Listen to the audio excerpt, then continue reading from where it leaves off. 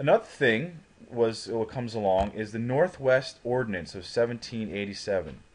So before we had how you survey land, now you have how a territory or land becomes a state. If you'll notice over here on the map, you have the Northwest Territory. The Articles of Confederation actually decided they were going to start with developing the Northwest Territory, which today is known as Ohio, Indiana, Illinois, Michigan, and Wisconsin.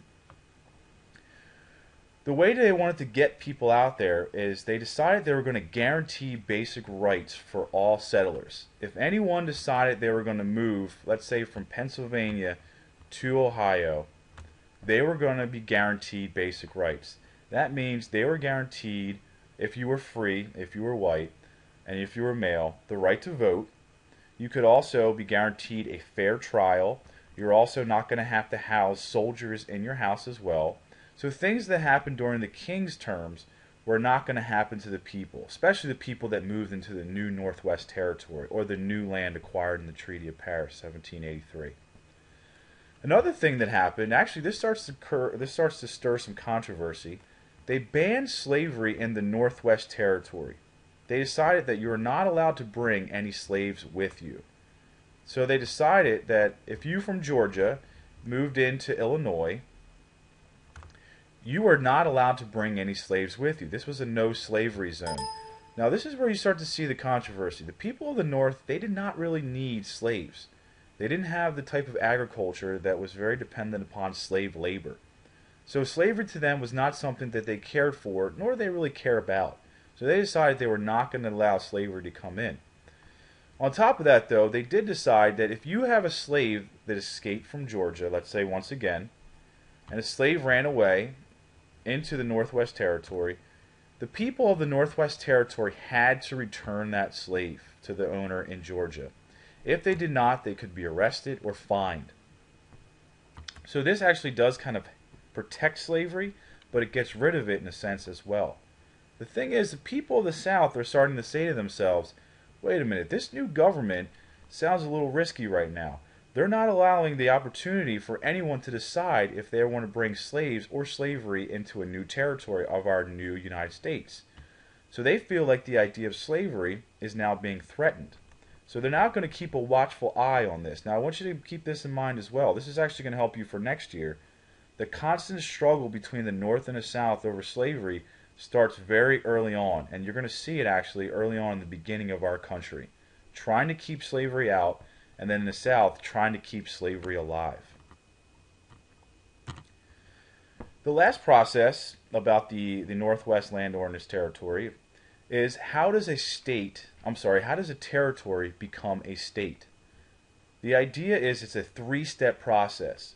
And once again, one of the most important things about the Articles of Confederation, I know I'm going to tell you they failed a lot, they had a lot of weaknesses. The second thing they did was they actually produced a way that a territory can become a state. A very effective way actually as well. It's a three-step process. The first process is Congress would appoint a governor. Now when I say Congress, I mean the federal government, the Articles of Confederation, the ones that make the laws for the entire United States. They would appoint a very trustworthy governor. One individual, a male, who would be kind of like the leader, not the dictator like the king, but the leader of that area. They're the ones that would listen to the people and make respectful and conscious decisions. To help the governor, they would appoint a secretary, almost like a second in charge person, almost like a vice president, if you will. And then on top of that, you had 3 judges. The reason why you have 3 judges, you have an opportunity. Sorry, that was my dog. You have an opportunity to provide law. Make sure people are having a fair trial. Make sure people that are able to have justice as well for things that are going on in this new territory. Once the territory had 5,000, I want you to pay attention to this, 5,000 free adult males, they could have a legislator. Now the 2 parts to this is the territory. Say for instance, if you have Ohio in this area right here, if Ohio decides they want to become a state, you had to at least have 5,000 people in there in order to get a legislator. When I say 5,000 people, I mean 5,000 free male adults.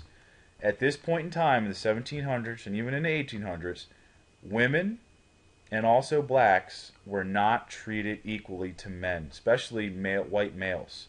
They were not treated equally. They did not have a voice, they did not have a say in government, and they did not have a voice or say in society mainly. Once they did have 5,000 free male adults, they could have a legislator, meaning they could actually start making the rules and laws of their territory. They still had to abide by the federal laws the Articles of Confederation made, though, as well. Now, the third step is, and I want you to pay attention to the wording as well, when the free population, when I say free, I mean, once again, free whites, male and female, actually, this time. When the free population reached 60,000 people, the territory could then apply and become a state. So you had to have 60,000 people in your territory, and then you could become a state. That's when you can apply. The idea was to entice people, get people out into that territory, get them out there for that new land, new opportunity, and new resources that are available out there as well. This actually becomes the entire process to develop the rest of the U.S. land throughout the rest of the year. So, once again, you'll see when later on in the year when we talk about developing California, they have to go through that same exact process that we have just talked about.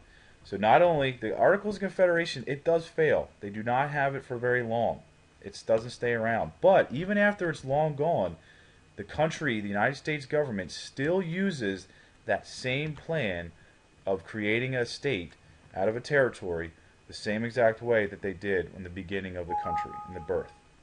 The problems I want you to think about, though, the problems are there's some power struggle between states. States start to grab their own land. They think the more land they have, the more power they have. Also, you see the issue of slavery. Some people, some areas, want to get rid of slavery. They don't have a need for it. And some of them don't really think it's right. Others, mainly in the South, they depend on slave labor. So therefore, they want to keep slavery alive, and they want to keep it expanding into new territories. They do not want the government to tell them they are not allowed to bring slaves into the territory. They feel like that is something a king would do and something they do not want to see happen. Once again, thank you for listening to my PowerPoint, the Flip Classroom PowerPoint. If you have any questions, please feel free to ask me tomorrow. Bring it up in class. Email me, that's fine as well. I want you guys, if you need to, go back, take a look at it. If you have any questions, once again, write them down. Thank you once again for listening to the Flip Classroom PowerPoint. And by the way, let me know about your feedback. Let me know what you think about this process and this style as well. Thank you.